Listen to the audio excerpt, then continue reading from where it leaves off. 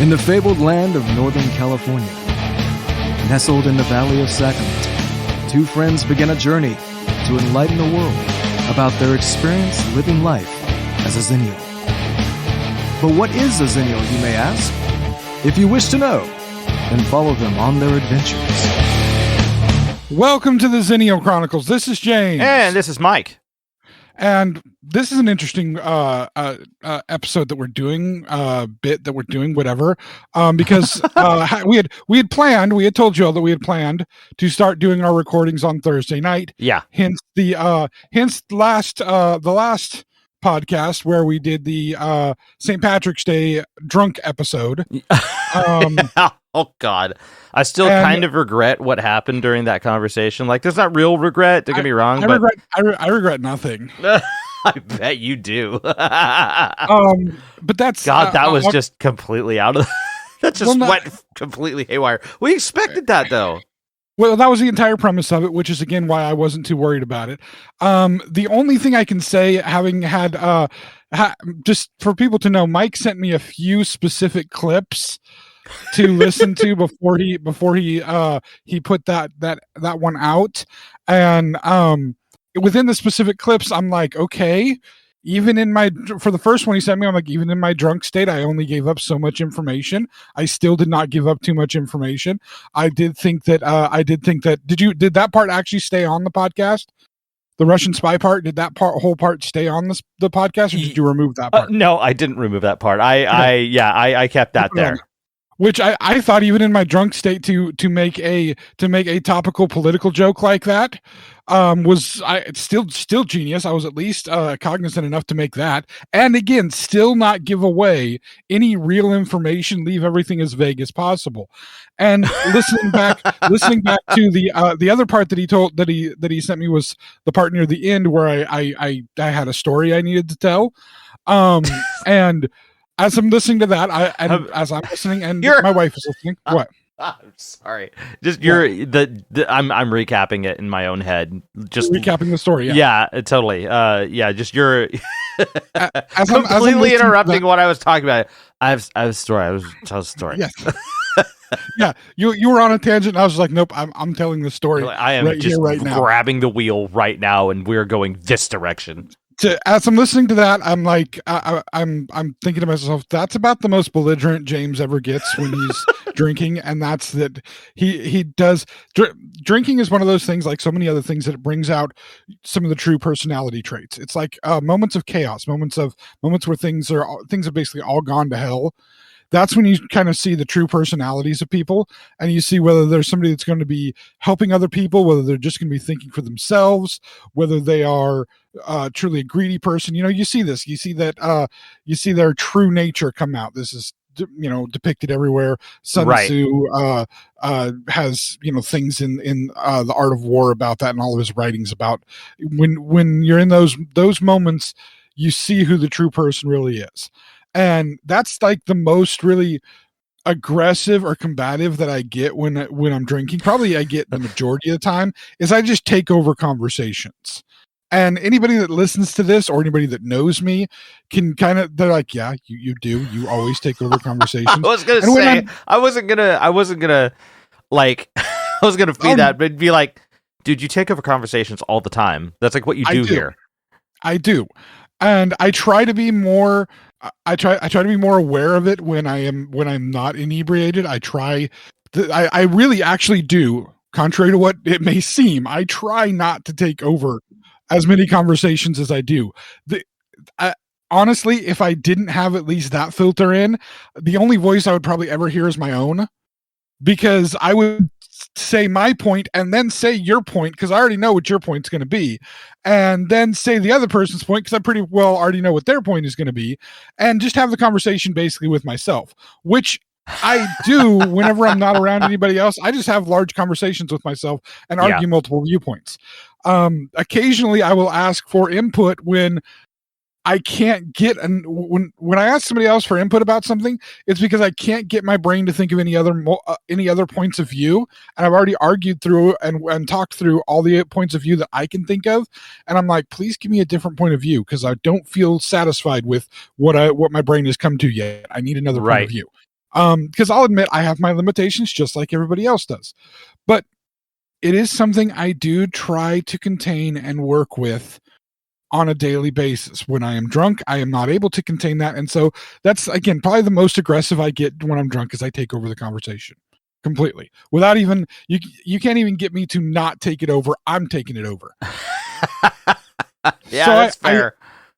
I hear that part and I'm like, yep, that's about right. I'm going to tell my story and I'm not going to listen for anybody to say I can't tell my story. And the only part that's a story I do tell to people that are, within inner circle. People will know the names of the people if you're in the inner circle and maybe know the different people that were players in the situation. And I listened to that. I didn't say anybody's name. Did not say anybody's name. Good. So I was very proud of myself for that. Yes. The only thing that I found amusing was me continuing to refer to the one person as the person that could be your older brother. Yeah. And just doing that over and over and over again. And I'm like, why did you do it that way? But all right, whatever. I didn't want to stop you. It was too funny. Oh, it was gold. It was fantastic. Yeah. I'm listening to it. I'm like, if I planned that would be hilarious. Like this is totally if I ever get an acting job where I have to play drunk, I am listening to this version of myself and doing what I did in that. Yes. Because I love it. It's perfect. I couldn't have acted it better than what happened there, me telling that story. And again, it's a story I've told many, many times. I'm not necessarily, depending on who I'm telling it to, I will be a little more careful about exactly what language I will use different language for the kind certain of particular situations. For the punchline, I use different language, and then I explain that was not the real language that was used. They use the terms that are not appropriate to use within mixed company, and people get it, but at least it's a little cleaner. Right. But yeah, you have heard that story before that podcast, right? I believe I have. You told you. Oh God, it was years ago.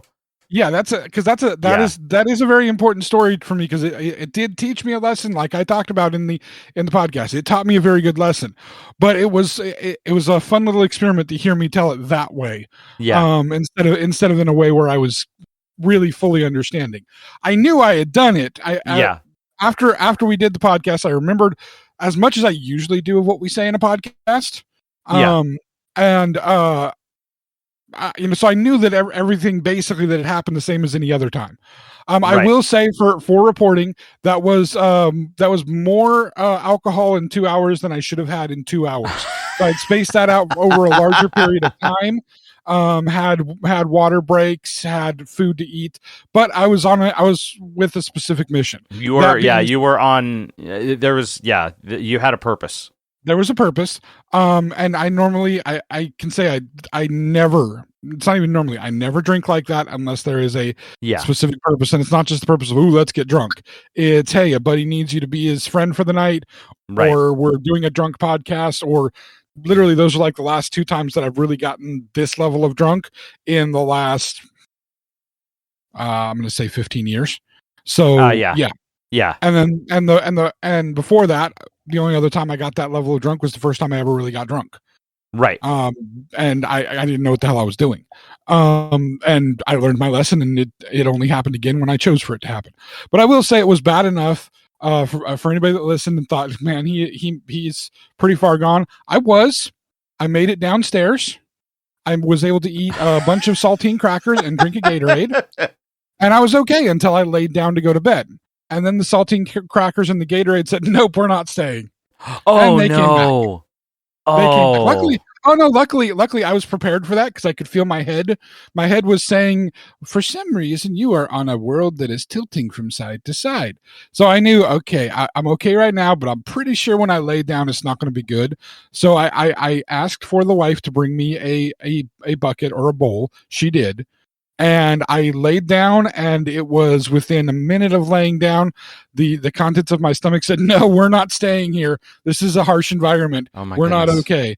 And I can say very, very artfully, I got everything in the bowl. No spill, no mess. Oh, good.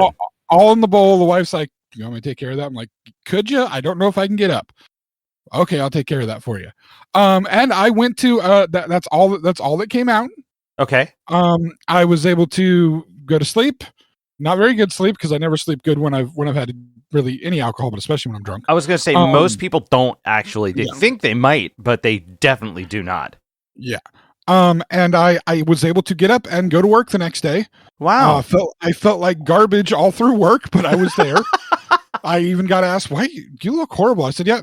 Mm-hmm. Remember I said I was going to do my podcast last night drinking? Yeah. Well, I did." Yep.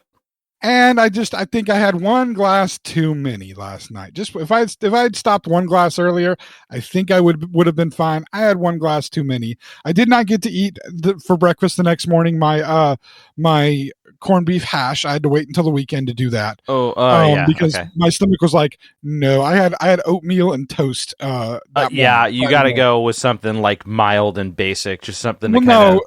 If I had had the time, I would have made myself like biscuits and gravy or something, and worked down on the biscuits and gravy. Dude, okay. Oh no, that works. That works. The greasy food typically works. I just didn't feel like standing for the amount of time because I had to get up to go to work at 6:00 in the morning. You just revealed an itch now. You just mentioned biscuits and gravy. We're recording this on Saturday morning. Yeah. Before the. Did you have biscuits and gravy? No, I didn't. But now I really want them. Isn't it funny that every time I talk about food on here, the food? I'm curious how many people we actually do that to. Like when you mentioned food, and people are like, "Damn, I could really go for, whatever you mentioned, like biscuits and gravy." Now we're talking about biscuits and gravy. The thing is, that's what's in my brain all the time is all the different foods, and I'm always like, I'd go for that. I'd go for that. When we're out doing something, the wife's like, "You want to get something to eat?" I'm like, "Always." I've told you already that I have a mental issue where I can eat a full meal, get into a car, and I'm hungry. And I know that I'm not actually hungry. This is a learned response that I have. This is all Pavlovian and shit. I get into a car, I'm automatically thinking, I need to eat. I need to go get something to eat. And I have to fight myself and say, no, you don't, stupid. You just had food. You don't need to eat. You just think you need to eat. And so I continually fight it. So even when we're like 4 or 5 hours into a shopping trip and at that point I am starting to get a little bit hungry. And the wife's like, "You want to get something to eat?" I'm like, "Yeah." Where do you want to get food? I don't care. I just want food. Yeah. Just pick a place. Well, I mean, I don't want to pick the place. Yes, you please pick the place. You want to go to this place? Yeah. You want to go to Taco Bell? Sure. Fine. You don't like going to Taco Bell. I don't care right now. Yep. Need food. Need food now. Give me the tacos. Well, what about Wendy's? Hell yes, always Wendy's. I will always go to Wendy's. Why do you even ask? Wendy's is the shit.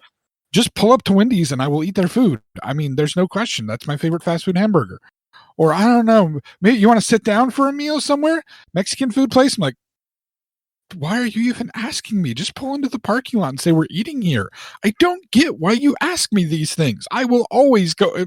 Yes, always. I am always ready to eat, and I will always go get food wherever you park to get food. I'm pretty sure that the consistent curse between, because we're both married, and I deal with the same shit. I believe the consistent curse between married couples is trying to find out what's for dinner until you die.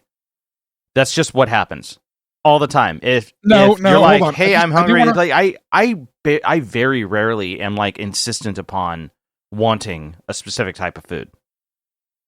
If I want a specific type of food, here's my thing. If I want a specific type of food, I go and get that food by myself or with like-minded people. So like one of my favorite places to go is Wiener Schnitzel, right? I love Wiener Schnitzel. Are their hot dogs good? No. Is their chili good? No. That's like saying that Jack in the Box hot dogs tacos, not hot dogs. But Jack in the Box tacos are good. Jack in the Box tacos are not good tacos. No. Yet when I want them, I must have them. Yeah, you're scratching an itch at that point. You're not like getting them because they're good. It's like it's not like I want to introduce you to the best tacos ever. We're going to Jack in the Box. No. It's like, dude, you need something greasy. Yep. Hey, dude, are you drunk? Spicy? Here, I got the perfect thing. Yes, have this. Yes. We talked about that even while we were, I think, on the drunk podcast last week. Yeah. but the, Wiener Schnitzel, again, not the best hot dogs that you can get, not the best chili that you can get. You can get better or equal or better hot dogs and chili just by buying the stuff at the store. This is one of those situations where, like, sometimes if you pay a lot of money, you can get from the grocery Yeah. store and make yourself a better hamburger, right? Yeah. Better this, better that, whatever. You can for sure easily get better hot dogs than what they make at Wiener Schnitzel at the store. But it's still, when you go to Wiener Schnitzel to get hot dogs and specifically to get chili dogs, they're Wiener Schnitzel chili dogs. They're their own thing. They're their own special flavor. You get better maybe, but you're not going to get them to taste exactly the same. And especially not like 5 for $5. Like, thank you, I will take that. They probably are more now because it's been about a year or two since I've been able to get there. But I don't take my wife to Wiener Schnitzel because she don't like hot dogs.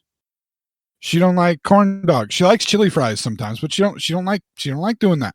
That's not her restaurant. So okay. I have a friend / family member that if I'm going to Wiener Schnitzel, I'm like, hey, you want to go? We're going to Wiener Schnitzel. And she all like, hell yeah, I'm going to Wiener Schnitzel. And we go to Wiener Schnitzel. Nice. We like the chili dogs. I don't go there with my wife because, again, she doesn't like it. And I'm perfectly okay with that. I don't go to Burger King with my wife. She doesn't like Burger King's burgers. And that's okay. That's perfectly fine. That's fair. If I feel that I need to get my Whopper on, I just go get Burger King by myself. Because that's I not like it's dinner time and I'm like, peace out, people, I'm gonna go get me some Burger King. It's like if I'm out and I'm doing something, right? And it's like, okay, it's time for me to have a meal, but I'm not at home to have a meal, right? I didn't have anything packed for a meal. Mm-hmm. And it's just me by myself. Today's my Burger King day. I'm gonna go grab some Burger King. And plus that makes it even better when I get home. It's like the wife asked me, did you eat out? Did you eat anywhere? Did you get any food anywhere? Yeah, I got some Burger King. And she's like, oh, okay, yeah. See, I cognizantly think of this. All right. Then, I tell the wife, do the same thing. If there's a place I don't eat, which, by the way, the only places I don't eat are the places she don't eat. But it used to be, okay, if you want to get your Starbucks, because I hate Starbucks, and I'm not going to go to Starbucks. If you want to get your Starbucks, do it when I'm not there. So you don't have to feel like you're going to get a Starbucks and I'm mad because we're going to Starbucks. First of all, I'm not mad if we're going. I just may get just a regular coffee or nothing, depending on the time of day. Right. But that's the time to do it. When I'm not there, go get a Starbucks. Go have fun. I'm not going to be mad about that. I'm not going to be, where's mine? Because I don't care. Have it. Enjoy. But yes, pick a place to go to dinner. And by the way, I will say that when I was the person staying at home, dinner wasn't necessarily always an issue thing. Because I'd just basically make dinner or not, one of the two. And I would inform people what was happening. Okay. And tell them this is what I was making. And if people didn't want to have it, then they didn't have it. And there was often times where people didn't have it, but that's okay. If I was in charge of meal planning now, we would never make dinner. We would just be like, we would buy stuff for everybody basically to make their own crap and not make any real dinners. Because I'm tired of making real dinners. I'm tired of eating real dinners. But I'm kind of at that point in life. I need a year or so of not eating real dinners, going back to eating, frozen food crap for a while. Mm-hmm. And then I'll crave real dinners again. But at this point, I'm like, I see like this beautiful plate of like roasted chicken and steamed vegetables and like a baked potato. And I'm like, I don't want that. I want a Hot Pocket now. I want a Hot Pocket and like 3, not 2, not 4, but 3 mozzarella cheese sticks, like breaded cheese sticks, and like some pot stickers. That's what I want for dinner. That's what I want for dinner. Like all for right. breakfast today, I had ramen and pot stickers. That's what I had for breakfast today. Oh God, that sounds good too. You still got me locked on the biscuits and gravy, but yeah, because that's just like I'm tired of regular breakfast stuff. I'm tired of you eat some of that stuff to have the regularity of it, and it's like there are nights when I just want cereal for dinner. You get tired of eating just the same stuff over and over, right? Yeah, absolutely. And it's nice to change it up. It's nice to have things for, again, breakfast for dinner, dinner for breakfast, except for all you people that eat cold pizza. Just screw you all. And that includes you. If you eat cold pizza, screw you. Pizza needs to be reheated, and it needs to be reheated either in the oven. I'm back and forth. No. Why? Explain it. Fine, explain it. That's it. You're challenging me. I'm challenging you. Let's go. You're losing out on the beauties of the flavor of pizza by eating it cold. Eating it cold, you lose all of the flavor that's in it. How? It doesn't taste How? I will explain to you. I was going how. to say that's like Colder saying you- like no, you no, can't no, no, have no. a burger unless like you can't judge a burger unless you can judge it without all of the extra pieces. What if what if people believe like that the too. type of lettuce and the type of tomato that's used on the burger and the I under- condiments? I understand having all the condiments and stuff added to accentuate the burger, but a really good burger should still taste good just by itself. Just bun, burger, more bun. That should still taste good just by itself. Then the other things add to the beauty of the flavor. But this is actual science here. The colder a food is, the less flavorful it is. Actual Who science. said that? Actual science. The colder food is, here's something to think about. When you're eating ice cream, right? Uh-huh. When it melts, the flavor is a lot more intense, isn't it? There's a reason for this. I've never thought about the flavor being more intense, but maybe it was because I don't know. I never thought about it. It's possible. Yeah. Damn it! Now I have to try melted ice cream. What are you doing to me, man? When food is cold, the flavors are less intense. The warmer it gets, the more intense the flavors get. Would this have to do with the fact that the taste buds are food. less reactive because you're having cold food? It may be a taste bud situation. It may just be the way that flavor is released from food. I don't know. Interesting. I just know that I've read. I will get the cited sources and get you the cited sources. But there reports. I've read the reports that food has less flavor when it's cold than when it's warm. So you're losing out on flavor with your pizza being cold. Secondly, you're losing out on the true texture of the most important pizza topping in existence. The single most important pizza topping. And that is? The cheese. Okay. You need to have some melt to the cheese to have the true enjoyment of pizza. The congealed mass of cheese that exists when your pizza is cold is not giving you the cheese experience that is necessary. Now, again, I'm not saying that you can't do this. If you want to eat your pizza cold, fine. I will be staring down my nose at you and being in judgment because I think it's stupid. I think you're wasting. I honestly think that a good pizza will hold up cold. Like a really good pizza will hold up cold, and sometimes the types of flavors of pizza that you would you would not necessarily conventionally like might hit different when they're cold to a point that they are enjoyable. Like I have been in hangover mode with cold Hawaiian pizza, and it's different cold. And I fucking hate Hawaiian pizza. I hate Hawaiian pizza. I hate pineapple on my pizza. I think it's terrible tasting. It is awful. It is absolutely awful. It does hit a little different cold. It is. I don't know. Maybe it's because the flavor of the pineapple itself pineapple doesn't do well hot. That would make sense, right? That may make sense. Although there's a large group of people that would say that pineapple is great hot. Those that like it on their pizza, those that like grilled pineapple. I don't even know where that's coming from, but people like grilled pineapple. They put it on hamburgers, man. I've seen. Yeah, I mean, is pineapple like an active ingredient in teriyaki, or does it always just get paired with teriyaki shit? Like, I have no idea. I think it gets paired with it. Which that's another thing is you often find it in preparations of like sweet and sour chicken. You'll find pineapple in there, and I mean, I do like cooked pineapple in certain circumstances. I don't necessarily like it in the pizza circumstance. I don't think it's necessarily a full-on travesty for pizza, but there is a large group of people that do.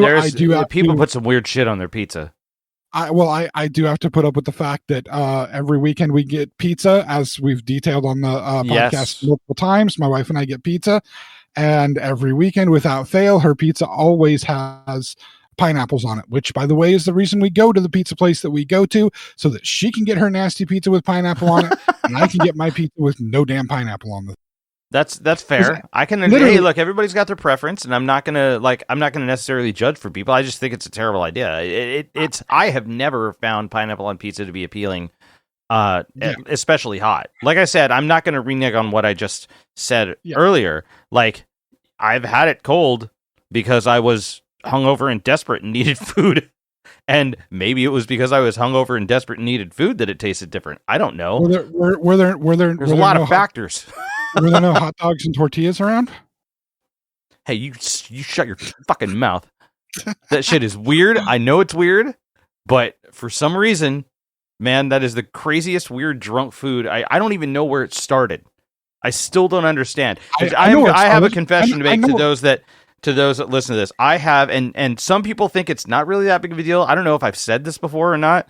It's a strange guilty pleasure of mine. I don't know how long ago it started. I don't even remember if I did it as a child. I can't remember where it started, but for some reason I have this strange affinity for hot dogs wrapped in tortillas. It's a hot dog. It is technically a bread covering similar to a regular hot dog, but the bread is denser. There's less mess that I tend to deal with. I mean, I used to microwave them. I'm sorry. I hate microwaved hot dogs. Like microwaved hot dogs the consistency is wrong. It doesn't work. But I have experimented outside of standard hot dogs, and Polish sausages are fantastic. Italian sausage, like different sausages. For some reason, I am totally cool with wrapping a hot dog in a tortilla and eating it that way. I have a couple of minor hacks to do the microwave hot dog. Really? What's that? Yeah. Well, first off, you can do it if you have any kind of a bowl with a lid, a microwavable bowl with a lid that can microwave as well, that has kind of a venting on it. Mm-hmm. Just put it in there, put it in the bowl with some water, and you're basically boiling it in the microwave. That's technically, I could see that. I could see another that. way. Normally, I just boil water and I put the hot dogs in the water, or I will use a flat pan and I'll that way I kind of get a dry top, and I can also kind of slice the top and get the split. Yeah. You know what I mean? To where it's almost like I mean, top line hot dog cooking is grilling. If I have the opportunity to grill, but the thing is, if I'm grilling a hot dog, I'm barbecuing it. I'm not slapping a tortilla on it. If I'm barbecuing a hot dog, like that's going on a bun, and it has to be a specific experience.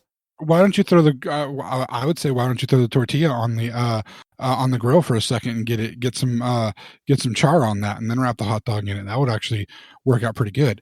To a degree, but the thing is, the tortilla won't wrap around the hot dog as easily. You got to either steam the tortillas or just warm. It's funny because you can warm the tortillas in the microwave and they still keep their they keep their elasticity. But when you grill tortilla, you dry it out.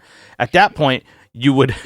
At that point, I would honestly like route it to where it became a tortilla taco, like a taco. Like you could grill it that way to where it's got the taco shape, and then throw a hot dog in that.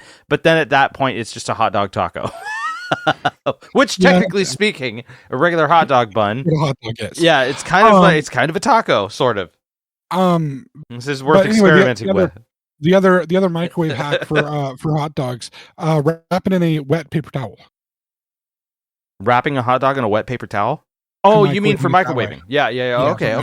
Okay. That's another way to. That's interesting. Make it so you don't get the split ends and you don't get the weird texture stuff on it. Yeah, it actually helps cook it. It kind of steams it a little bit, and that's how. By the way, when I make when you're grilling, you typically don't make just enough hot dogs to eat that day. They're leftovers. Whenever you're grilling, hell yeah. That's the way I always absolutely. heat up. That's the way I heat up hot dog leftovers, is wrap them up in, regardless of how I cooked them previously, wrap them up in a wet paper towel, and that's how I reheat them in the microwave. Oh, that way it doesn't dry out. That's actually a really good idea. I'm gonna have to try that. But I'm doing so much, man. I'm firing up the grill today. Like, it's a nice day. I'm firing up the grill. We're gonna I might open with biscuits and gravy for the day after this podcast recording's over. This is the food podcast. What you're saying is I should forego going to the movie I plan on afternoon and instead come to your house to eat grilled food. That's a possibility. I'm gonna have to arrange with the wife and see what we can do. Nah, maybe we'll see. I'll have to arrange with mine. We both have to talk to our bosses. We do have to talk to our bosses. They have to give it. You have to give us the green light on this, man. Yeah. I'm sure both of us will hear something to the effect of, "What, you already talked to that person for 2 hours? You want them to come? You want to go hang out with them more, or you want them to come over and hang out more? Come on." Anyway, that does lead into kind of one of the things we were going to talk about or we mentioned talking about at the last podcast, which was the new Ninja that James got. Ah, yes. I did, since we're on a bit of a food kick, I did get a new Ninja product. I don't know if I said exactly what it was, or if I said that I got another product. Anyway, whatever. I did get a new Ninja. I did get a new Ninja product.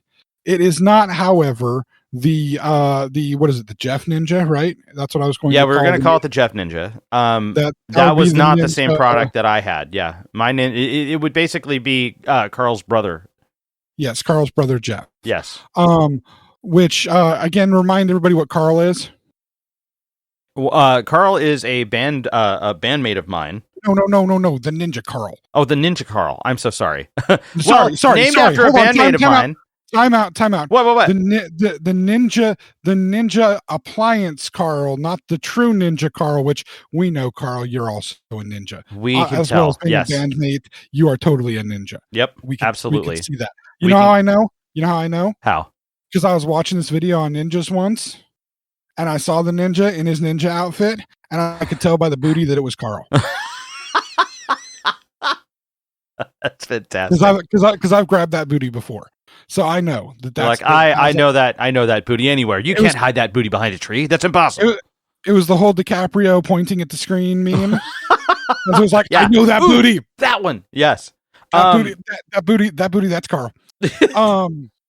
But anyway, yes, the Ninja appliance, Carl. What kind of a Ninja appliance is Carl? Oh my goodness! Which it is one of the Ninja toaster ovens. I can't remember what the model is, but basically it's like this multi-level toaster oven that has, it's a toaster oven air fryer. It's an air fryer in the shape of a toaster oven, I guess is the best way of putting it, because you could put like so much stuff in there, and it is ridiculously convenient. It is ridiculously efficient what's well. What's the special thing it does? What's the special thing?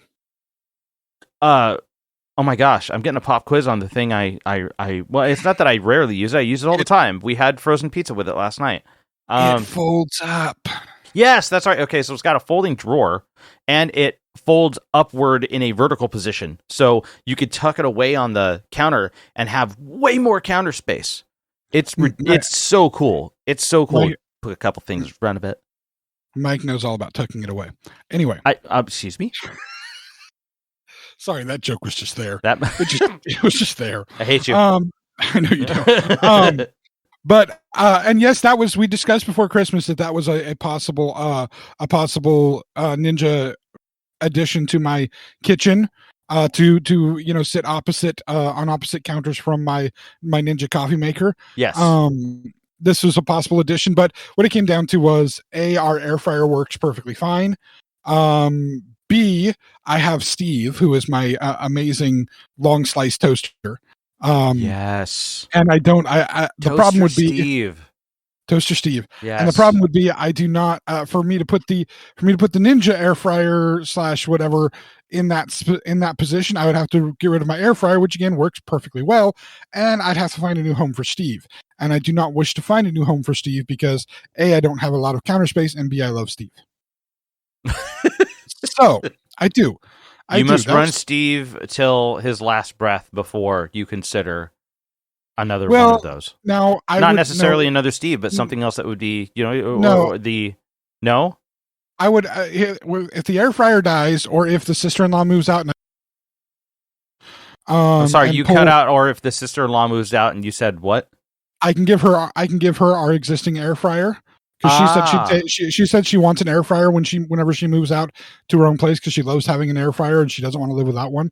I'm like, would you be willing to take our old one?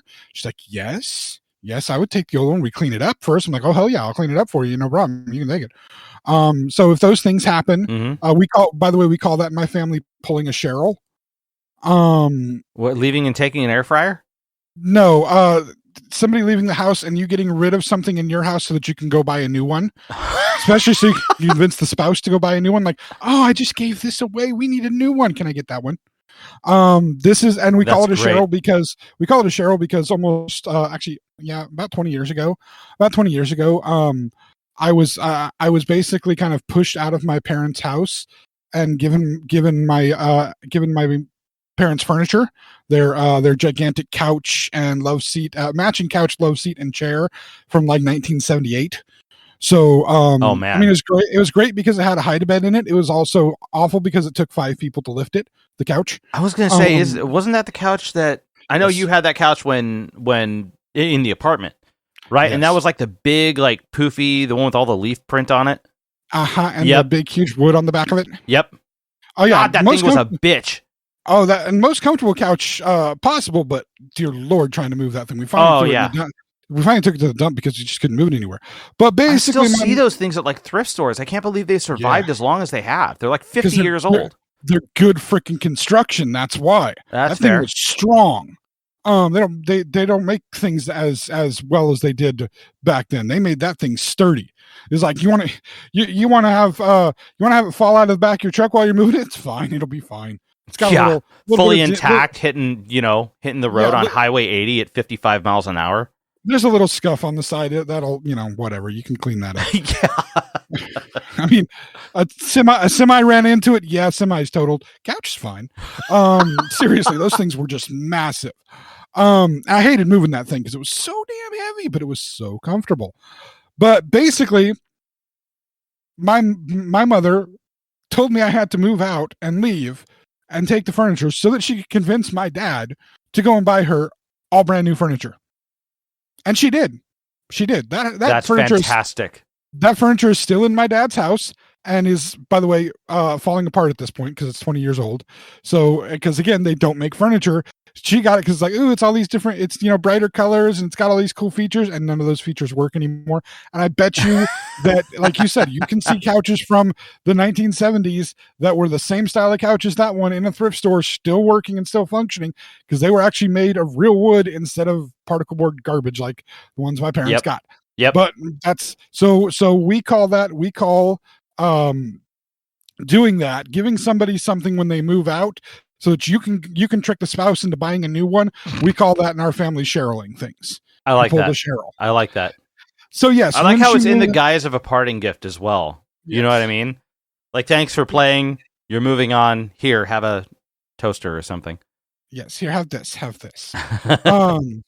So that's when that happens. When the air fryer goes, then yes, that'll be the time to do it. And then what I'll do is I'll take the mixer that got left with us.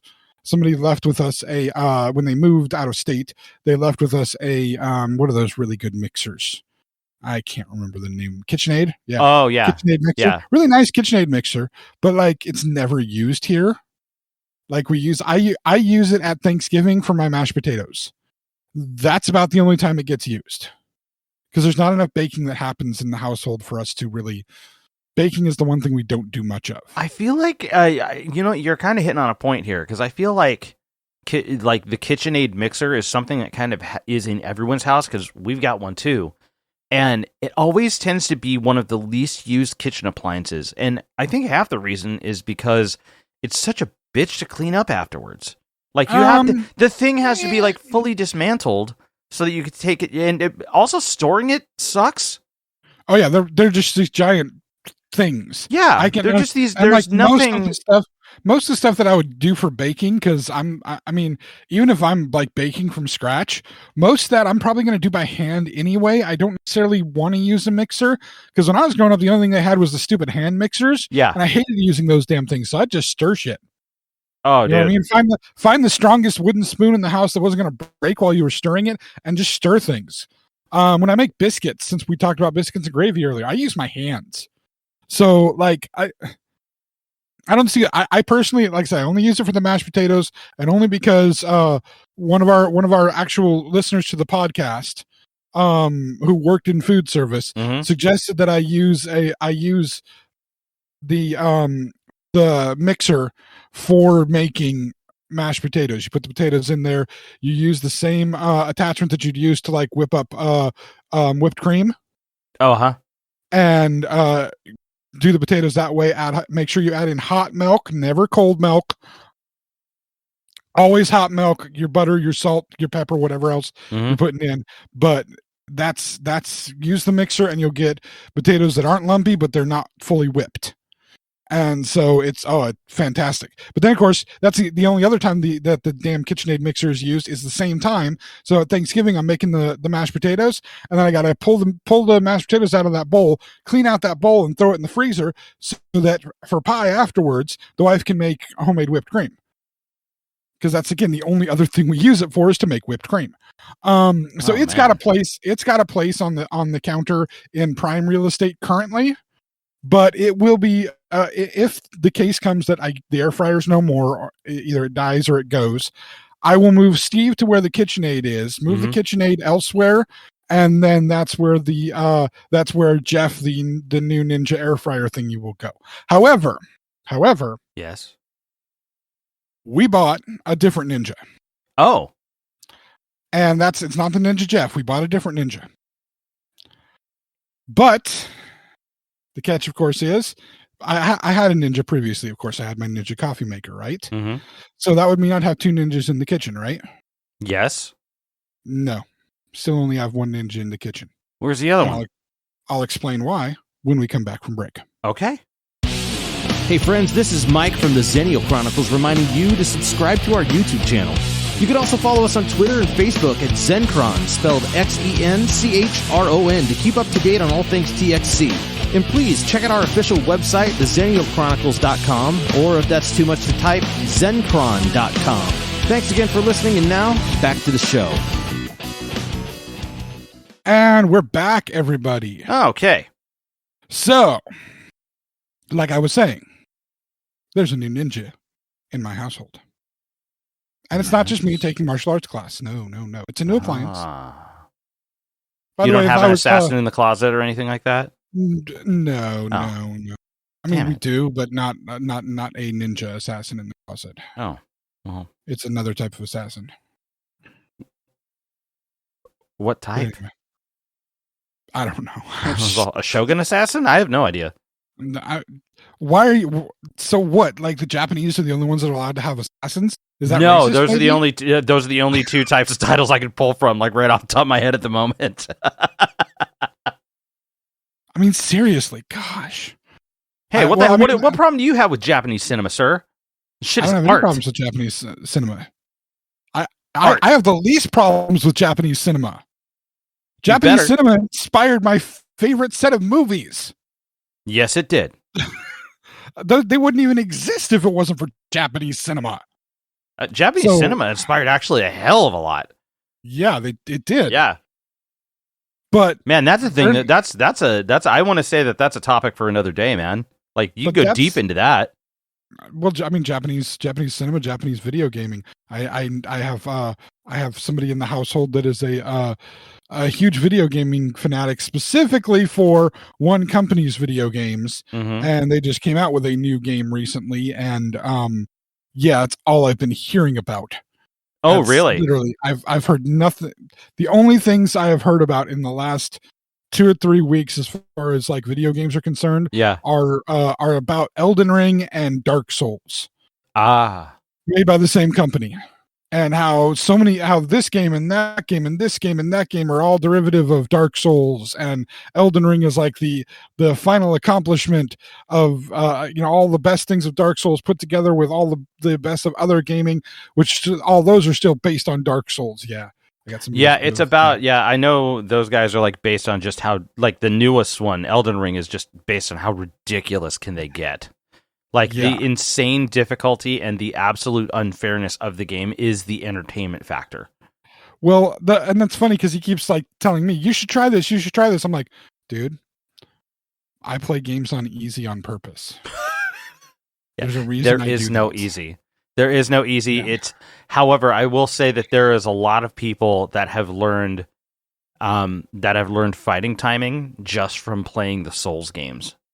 Oh, I'm sure, and I'm not discounting the fact that there are probably a lot of things that not being big of a gamer and as knowledgeable as other people are. I'm sure there's a lot of things that those have inspired.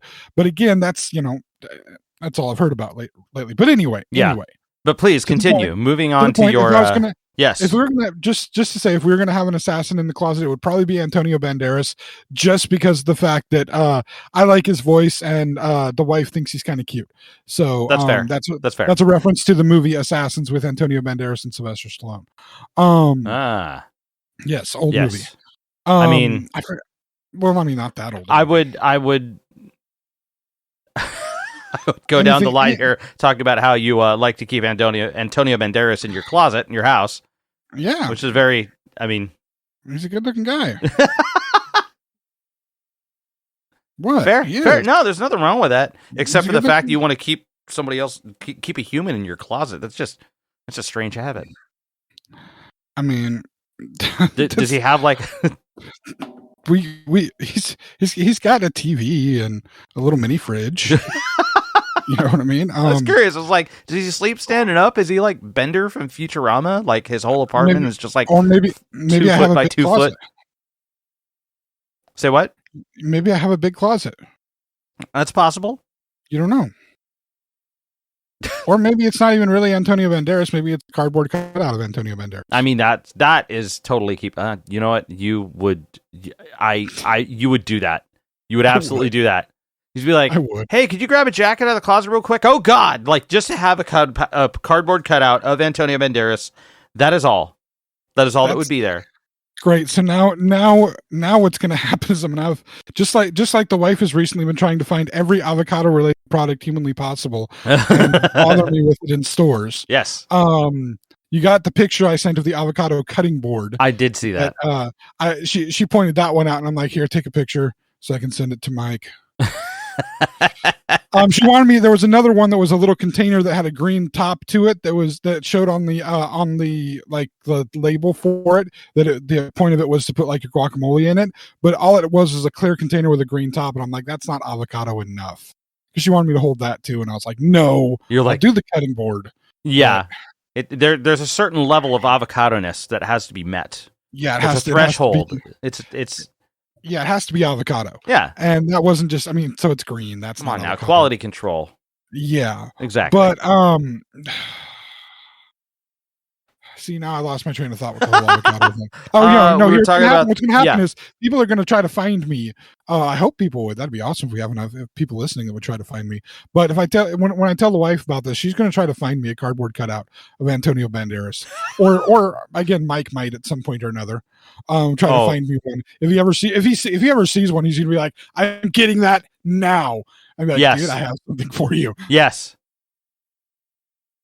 Yeah, no, that's happening. I'm honestly, going to try to see what I can do to sneak it into your house and put it into your closet without your knowledge. That's great, because none of my clothes are in the closet. All the wife's clothes are in the closet, so that'll be fun. For her. But I'd say I'm good with it. I would totally, if somebody got me a some kind of a cutout of Antonio Banderas, I would put it somewhere in the house. I do have a cutout of Deadpool on the wall. Oh, nice. Yeah, okay. So I mean, I'm totally up for something like that. Nothing like that would be too untoward with me. But anyway, that would be the assassin in my closet. But back to the ninja in my kitchen. Yes. So what ended up happening was, I think we talked a little bit about this before. We ended up getting a new Ninja coffee maker. Ninja coffee maker. Yes. But this is different than the one that I had before. I had just a fairly standard Ninja coffee maker before. This is a specialty maker, because not only does it make regular ground coffee, but it's got a piece that fits in to make coffee pods. Oh, that's cool. So you can make your own coffee pods with it. Yeah, well, you can not make your own coffee pods, but use like the K-cup pods that are used for like Keurig machines. Yeah. You could use those pods to go with it. And one of the things that is interesting with the Keurig pods is there's a lot more flavor variety in the K-cup pods. Yeah. Than what you find in most of your whole bean, or even ground coffees. There's so many different flavor variety options. Boy. And there is a little bit of a convenience to it. Boy, James taking it all the way back to 2012. Yes. Well, this is something that that the wife had been missing, having a Keurig machine. She had wanted it. She'd used it a little bit. I'd used it a little bit, but then she stopped using it, and it just became a brick on the countertop, which is why it eventually got phased out of our kitchen. We got rid of the Keurig that we had years ago. And you're right, about 2012 was when she had a Keurig, and she was really big on them. We kept, as our coffee pot kept updating, it was me that kept updating the coffee pot, because I was the one that was drinking coffee every day. And she would try to make iced coffee out of it, because she likes iced coffee, because again, when it's colder, there's less flavor.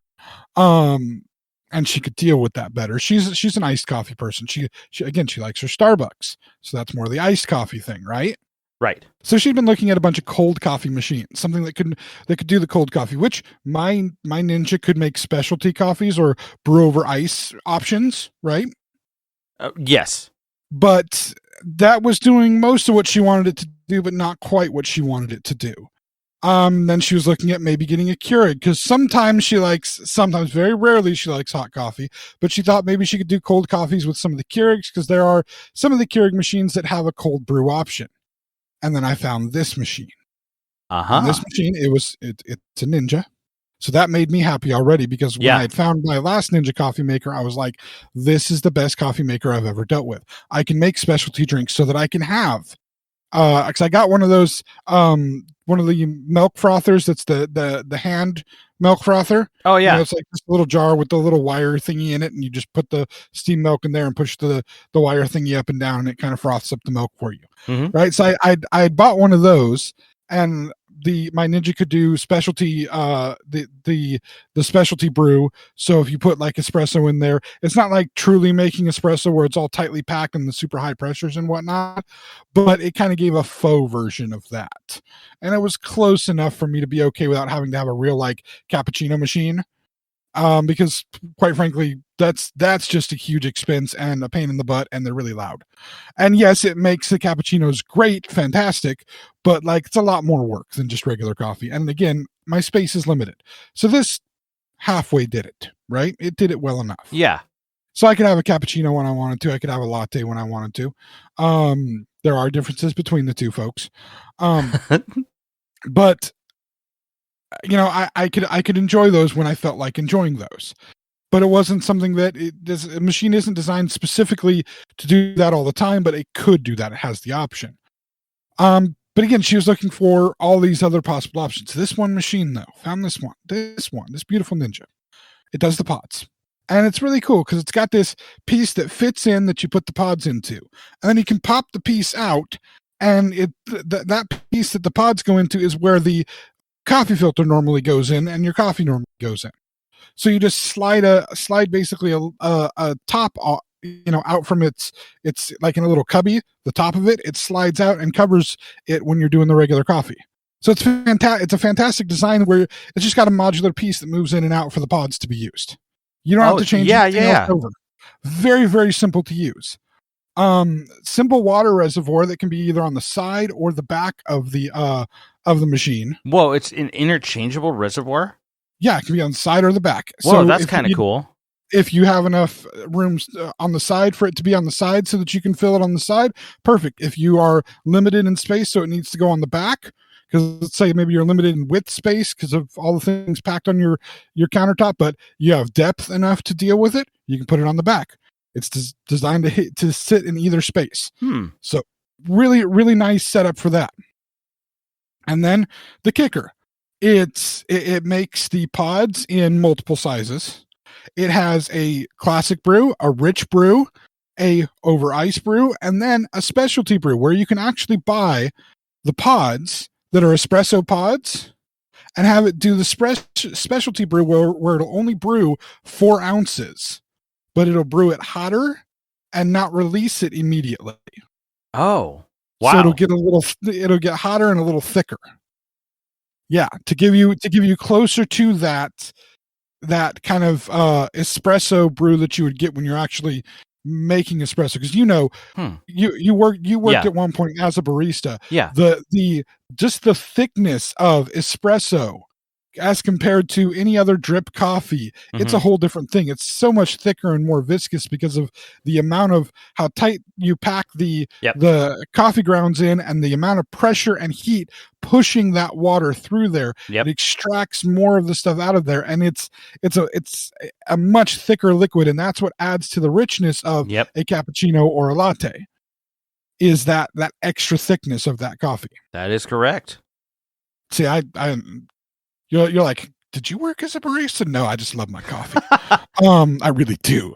And so that's the thing, is these other machines, they will do faux versions of it. And most of your at-home cappuccino machines, that list themselves as cappuccino machines and say they're going to get all the pressure and all this and all that. Yeah. I'm telling you right now, those are basically faux versions of what an actual cappuccino machine will get you for. Oh your- yeah, your like an real- industrial cappuccino machine is like the only way to really go about it. Yeah, Like if you, some people will have them like at home, but they make they're you're right, there are homemade ones, but I mean the budget stuff will not do what you're talking about.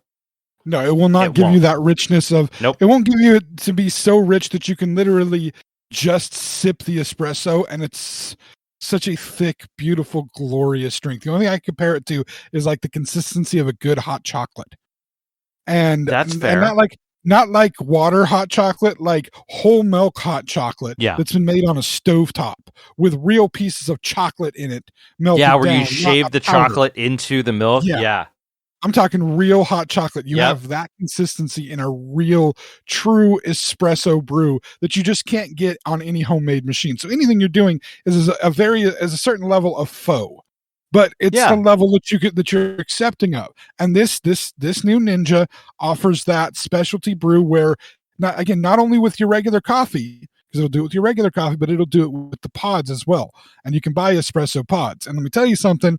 I haven't got the espresso pods yet, but the idea that I could do that from a pod and not have to worry about having a whole separate container of espresso beans and whether I'm going to use those in enough time or not, Mm-hmm. that's kind of an intriguing thing, and I can't wait to use that. But if you have that kind of a specialty drink capability, you should package the machine with one other item, shouldn't you? One would think that you'd package it with some kind of a frother. Yes. And it has a frother attached to the side. This thing's ridiculous. Like, are there any other extra features on this thing? You've got a ton going on with it. Like, we picked up a Ninja coffee maker, and we are on our second Ninja coffee maker now. The other one had died, but the one that we had a lot of extra features that we ended up not really using very much.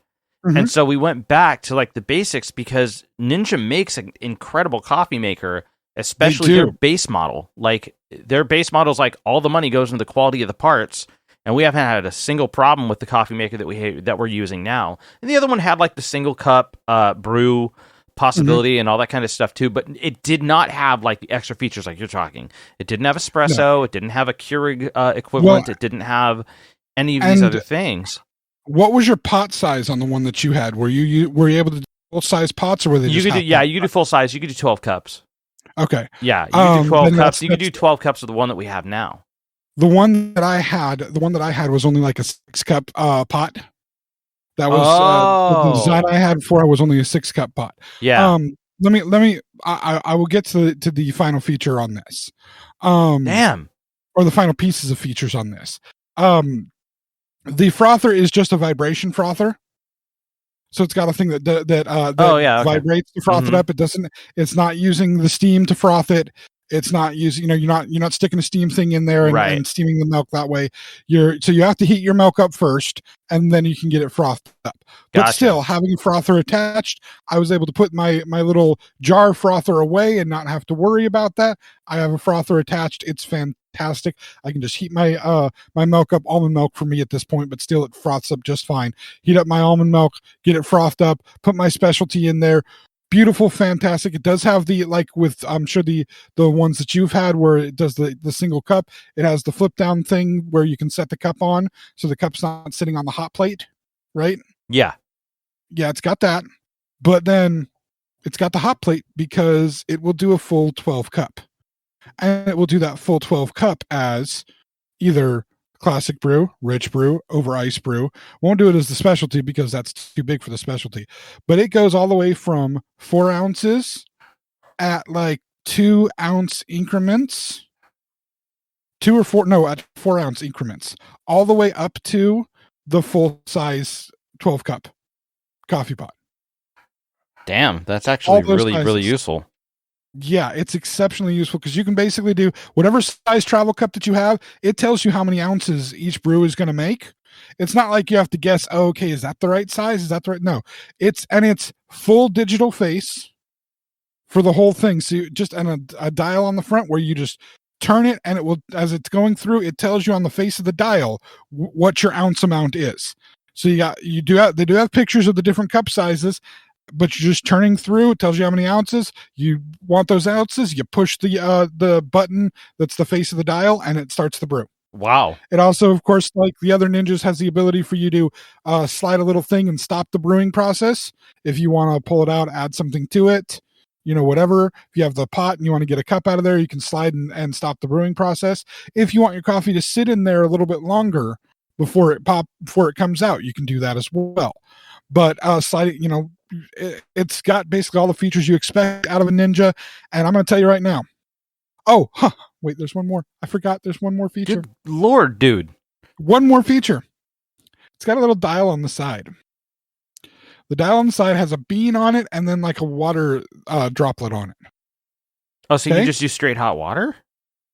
You can if you turn it to the water droplet, you can put something out, you can put your cup underneath there, same spot that you put it for everything else. Uh-huh. Straight hot water comes out, but it comes out through a different line than what feeds into the filter area. Oh. So you have zero coffee flavor in this water line. It's just hot water coming into it. So if you are a tea aficionado, yeah, who you likes don't want to no drink coffee in hot your tea?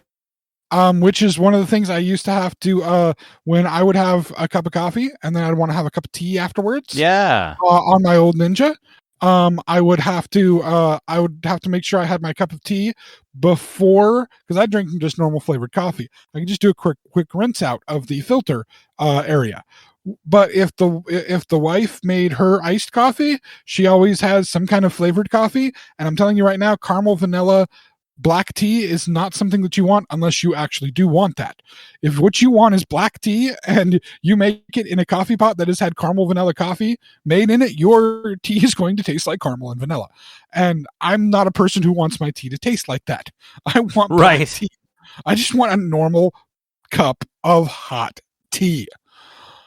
You can't get that in a coffee pot when somebody has put various flavors of coffee in it. And so I would have to pull out where the filter basket and scrub it down with soap 2 or 3 times to get the caramel vanilla flavor. Because I don't mind having a little extra caramel vanilla flavor in my coffee. It's like, oh, this coffee tastes a little sweeter than normal. All right, whatever. That's not as big a deal with my coffee. But with my tea, I had been doing the ultimate sin, because I didn't want to buy another appliance for it. I had been doing the ultimate sin, and I had actually been making my tea in the microwave. Which, if any British person listens to this, they'd be like, "How could you never come to our country?" Because that's literally the ultimate sin for making tea, is making it in the microwave. You don't make tea in the microwave. It's a very American thing to do, but you just don't do it. And to have that extra feature is just brilliant. Yeah, sounds like it. Completely and utterly brilliant. But then, of course, I ended up finding Celestial Seasonings brand black tea in pod form, which is what I am drinking right now as we're doing the podcast. I'm drinking a pod version of Celestial Seasonings black tea. Oh, that's kind of cool. I didn't know that was a thing. Yeah, neither did I until I saw it, and I'm like, that's pretty awesome. I can do a tea with a pod. I like this. It's fantastic. So yes, I'm still drinking the coffee that I had that I made this morning. So I already had my 1 cup of coffee for the morning. Oh, dude, I'm always a minimum of 2. But does the wife drink? Your wife drinks coffee with you though, doesn't she? Yes, she does. Yeah. See, that's the thing is you can easily make a pot when you're going to drink 2, and she may have a couple. That's easy to do. I can't. I having the 1 cup availability is actually a good thing for me. That's like a big selling feature for me. It's nice that I can make a full pot. It just means that if I do have the relatives that come to visit that do drink coffee, I will just have to be able to be up in enough time to make a pot of coffee for them, because we do have a rule in the house.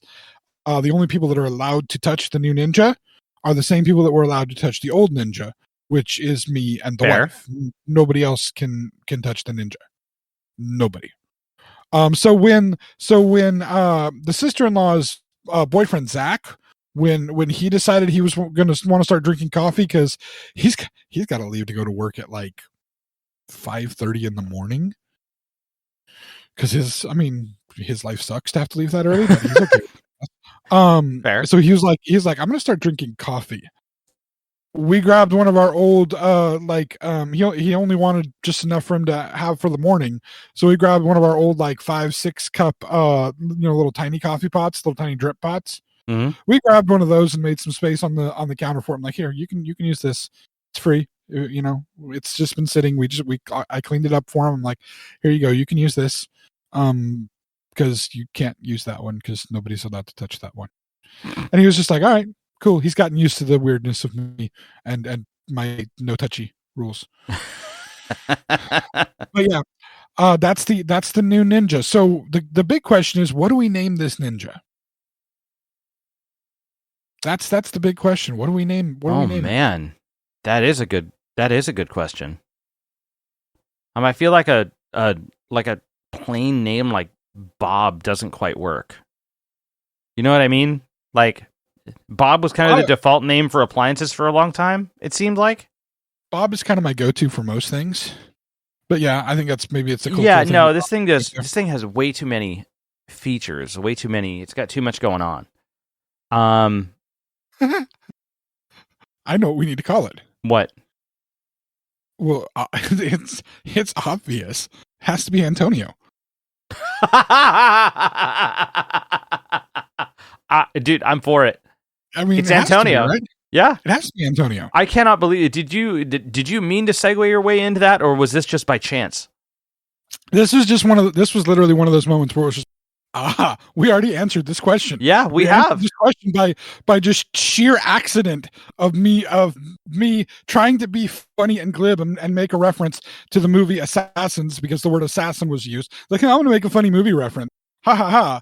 Look at me. I'm so smart. I know about movies. Oh my God. And then like now it's like, oh, hey, that. Yeah. Why didn't we put this? I'm wondering how many people were yelling, like if they've listened to this all the way through and have gotten to this point where we had this strange amount of silence, this awkward silence about how are we going to name it? How many people were yelling, dude, name it Antonio. You've been talking about the guy for like, you talked about him for like 5 minutes. Seriously, not planned. Yeah. I love to admit when I've planned things out like that. Yeah. Because believe me, I've had moments where like I've gone through a conversation with somebody and led them up to a specific thing and make them think like it's completely their own idea. Yeah. It's a great idea, but I've led them to this idea and then later told them that, yeah, I led you there. I dropped this, I dropped that, I dropped this. Dude, Ninja Antonio. It's to the point now with my wife and even her grandmother. We'll have those conversations and they'll get almost to the point of getting to the answer that I've been trying to get them to, and they'll just look at me like, you already know what's supposed to happen. You already know what I'm going to say. Yes, I do. Again, I have all these conversations in my head. And I know your part already. I already know you're part of the conversation. So just tell me and don't make me go through it. No, the process is important. You need to go through the process. Hey, sometimes the best, yeah. Well, and then afterwards, I can show you all the moments where I was brilliant getting you towards that process. Yeah, exactly. And I can feel really good about myself. Seriously, you have an ego that big? Yes. It's not about. It's only about those type of things. Honestly. Yeah. Honestly, I don't care that I don't care that I'm the weird guy that wears knee-high socks and Crocs and drives a Mini Cooper. That's all right. I have whatever judgment you want for me on that. I mean, I don't have a man bun, but that's just because I'm not too keen on having the long hair anymore. Whenever I do, people tell me I look like Fat Jesus, so I'm not okay with that. But anyway, you remember that, huh? Yes. You remember yes, that? I do. Yep. Yeah, you're one of those people. Yep.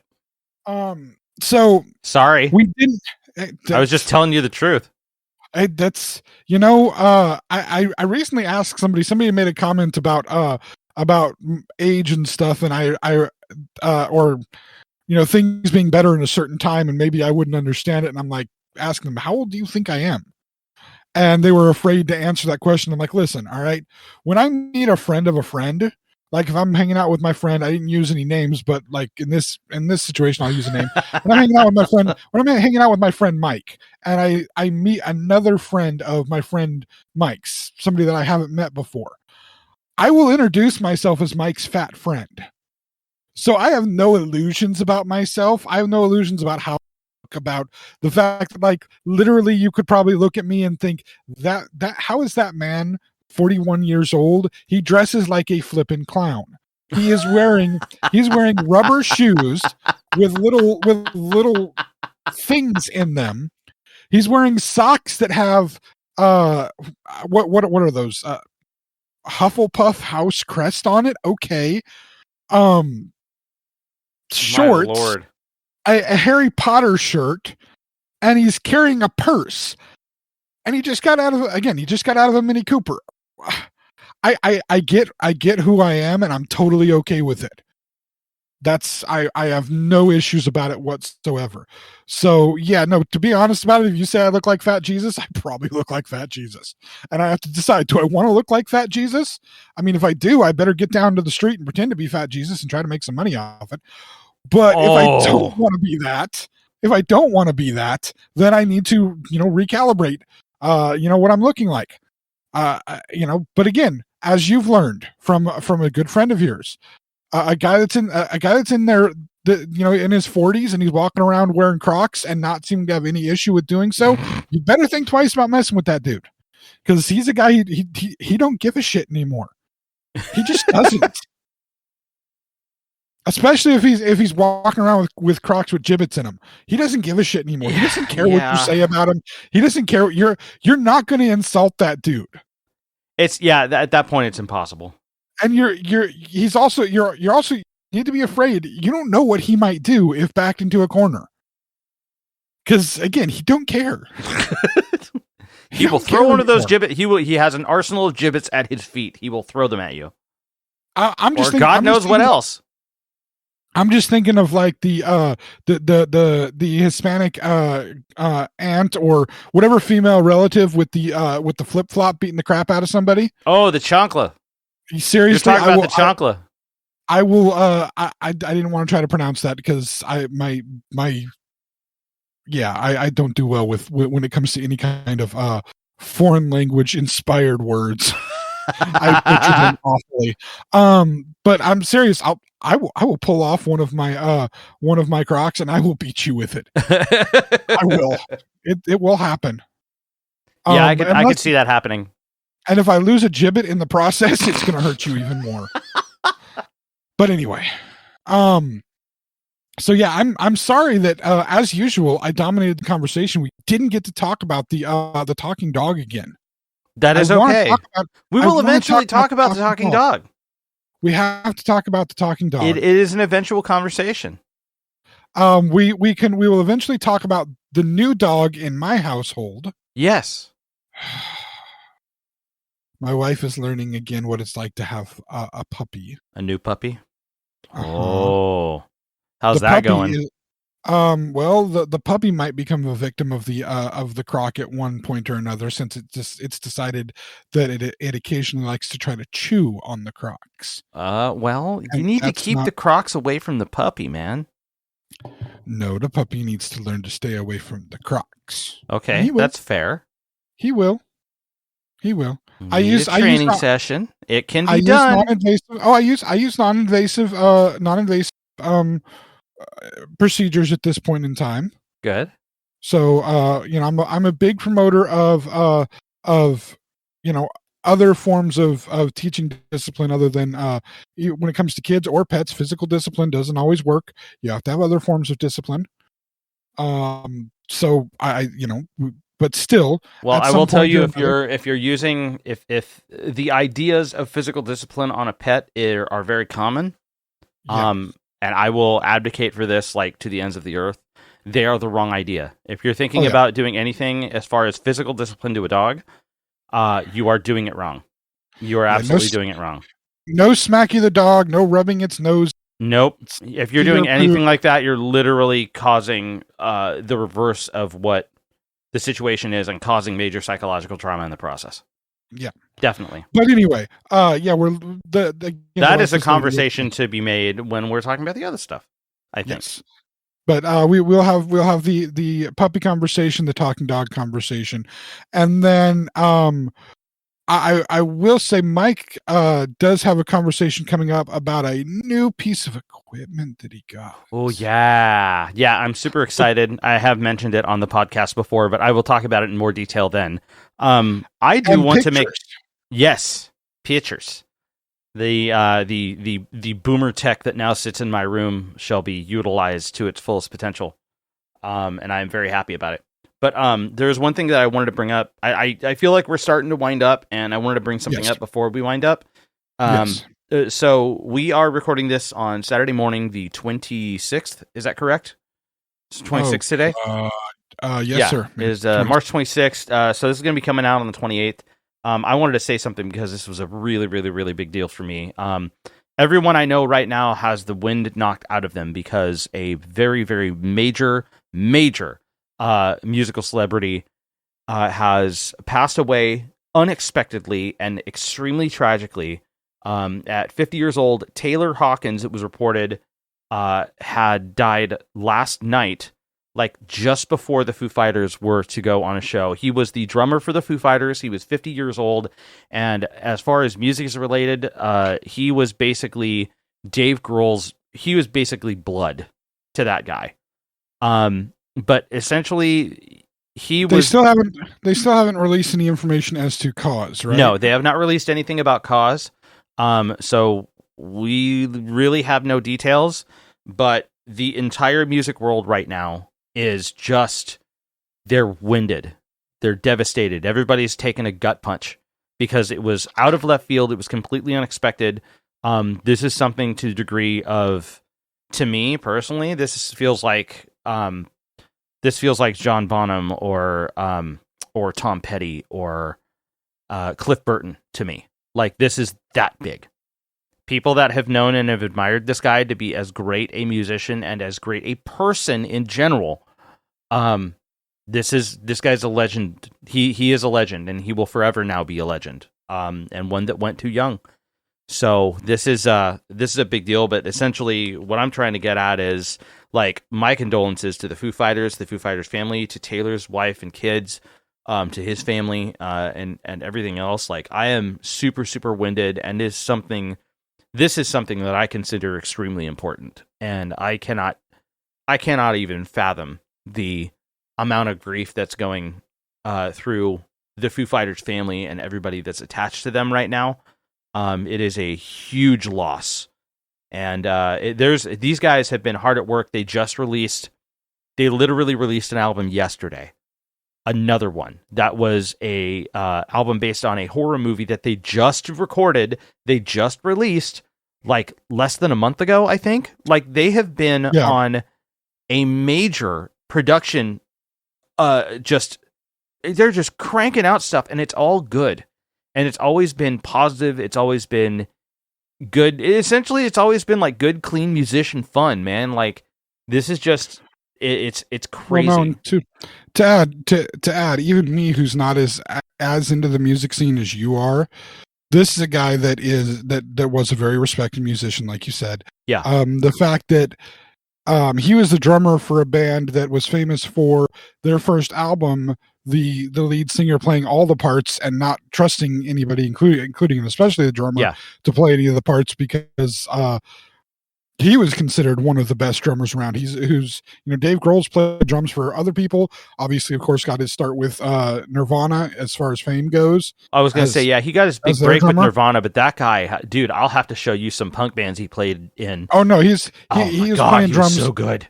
He was playing drums for the longest time. You mentioned Bonham as being that was one of Dave Grohl's biggest influences and kind of idols as he was growing up. Yeah. He has similar tattoos to you, if I'm correct. That was one of his first tattoos. Oh, really? He's got John Bonham's Zeppelin symbol. Beautiful. Whichever one is his symbol from that. Yeah. That's the power symbol. Yeah, that's or is that the Celtic? I think it's the Celtic symbol for power that he has. Yeah, that was Dave Grohl's first tattoo. Oh, that man. He got. That's great. Because he liked Bonham that much. And again, you've seen so much about the Foo Fighters in general being one of those bands that's very friendly to the fans, very friendly to the other musicians. There's Taylor Hawkins with that one young girl who was playing the drums. Nandy Bushnell. Everlong. Having her, supporting her, coming up and playing on stage with them, and just amazing people as far as the band goes, and to have that loss, as you say, you have no idea what they're feeling. I do have an idea what they're feeling.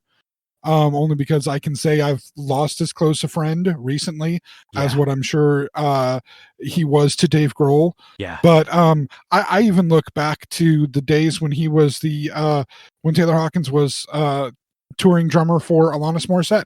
Yes. I mean, just an amazing human being, amazing drummer, and again, a sad loss for the world at large. But as is any loss that any of us suffer, they're all bad losses. Yeah. But yeah, sad, very sad to hear about it. Very, very fresh still, and hoping the best for his family and for the Foo Fighters. And gosh, heck of a person to replace. I guess they bring the little girl in. She can replace Oh her. man. That's she's I mean, yeah, why not? She's or just have freaking incredible drummer. Just have other people. I mean, I've seen outpourings from. There's at least 2 drummers that I have that I follow on Facebook. Can you guess which 2 I follow on Facebook? Let's see. Danny Carey is going to be at least one. No, I don't. Interestingly enough, you don't follow Danny Carey? I follow Tool. I don't follow Danny Carey. Oh wow. I am actually kind of. Who do you follow? Lars Ulrich. Of course, because Metallica. And I don't know who the other one would be. Matt Cameron? No. Who's the other one? Portnoy. You follow Portnoy? Oh, that's cool. Oh yeah, yes. Dude, he is such a positive influence. Yeah, he's been in so many different bands. He's involved in things. Again, like you say, a very positive, very upbeat guy. Just a decent all-around human being, plus the fact that he played on one of my favorite Avenged Sevenfold albums, and I got to see him play with them live in concert, which was awesome. It sucked because we didn't get to see the Rev because he had passed, but at least we did get to see him with Mike Portnoy. Speaking of which, you were there, right? You were at that show. Yes, and were we at both? We were at which one was odd? Which Ozfest were we at? 01 or 02? That we were at. God, I don't. There was one where we didn't we see Avenged Sevenfold during that? No, that wasn't them. No, because I was like, I thought it was like fresh off of I thought I'd seen them during the City of Evil tour at an Ozfest that they played, and then I also saw them with Portnoy after Rev passed. City of that wouldn't have been the Ozfest that if you and I went to an Ozfest, that was way back ago. But anyway, I had gone to more than one Ozfest, so I may have seen them at one point. I'm gonna have to go back through and double check which tour I had seen them with, but I could have swore I saw them twice. Because I didn't see them at City of Evil. I saw them for the night. That's the one we were at. You only saw the Nightmare one? Oh, okay. Yeah. But anyway, I follow Portnoy, and Portnoy and Lars Ulrich both had posted major things with last night and this morning with discussions about him. So again, he is very, very well loved in the music community. Yes. And a great loss to the music community. Yes, absolutely. So, Mike. Yes. Where would people be listening to James talk about his obsession with Antonio Banderas and Mike showing respect for Taylor Hawkins? Yeah, well, you could be checking us out on our website, theXennialChronicles.com or Zencron.com. If you don't want to type that much, you can totally check it out there. You can also check us out on most major podcast platforms. Ones of name to go to that I know that we're there at is, let's see, Google Podcast and TuneIn, and there's a third one, Spotify. There's Spotify as well. You can also check us out actually on our YouTube channel as well. You could very well be listening to this in video form there if you are, and if you happen to be doing that, or even if you don't, go search for the Xennial Chronicles on any one of those platforms that I just mentioned. If you're listening to us in video format, make sure that you click the like button on the video, and make sure that you subscribe as well, because we want to get some more subs on our YouTube page. And there's also something else to do on that page as well while you're there. What is that, James? Click the bell.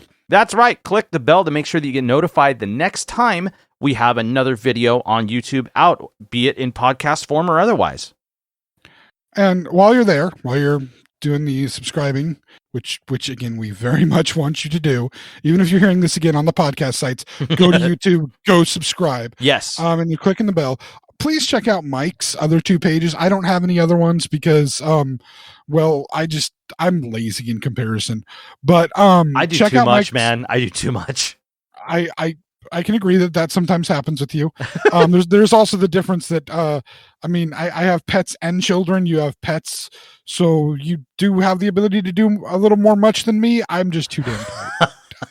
But anyway, Mike does have 2 other pages. One he does with his wife, Chronicles Games. This is Mike and his wife playing video games in chronological order of Yes. the story of the video games, not in order of when they come out.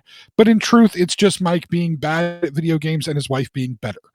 And That's then Mike has another page, Ruling Note Music. Yes. This is Mike talking about music stuff, stories about songs, albums, gear information. Basically, if you're a fan of music, that may be the place to go. Regardless, check both of those out.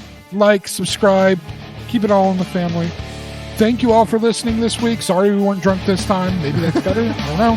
And we will be back again next week. Y'all have a good one. Thank you for tuning in, friends. The journey continues next week.